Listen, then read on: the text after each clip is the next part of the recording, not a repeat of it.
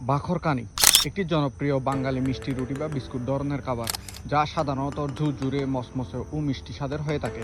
এটি বিশেষ করে পুরান ঢাকার অনেক জনপ্রিয়। এটি তৈরি করতে প্রথমে ময়ান তৈরি করা হয় একটি বড় পাত্রে ময়দা, লবণ ও এলাচ গুঁড়া মিশিয়ে। অতঃপর খামির থেকে ছোট ছোট লেজি কেটে বেলে পাতলা রুটি বানানো হয়। তারপর বানানো রুটি মুড়িয়ে স্তর তৈরি করা হয়। প্রতিটি রুটির উপর একটু ঘি বা তেল ব্রাশ করতে থাকে একজন। মিষ্টি করার জন্য এর উপর দেওয়া হয় চিনি, অতঃপর আবার তেল ও ময়দা দিয়ে রুটিটি মোটা করে নেওয়া হয়। এভাবে বেশ কয়েকবার করার পর রুটিটি মোটা হয়ে আসে। তারপর রুটিটিকে গুলিয়ে বা গোল করে নিয়ে ছোট সাইজের করে নেওয়া হয়। তারপর পরবর্তী জনের কাছে পাঠানো হয়। অতঃপর উনি প্রত্যেকটা রুটি সমান সাইজের করে বেলতে থাকেন এবং মাঝখানে একটু করে কেটে দেন।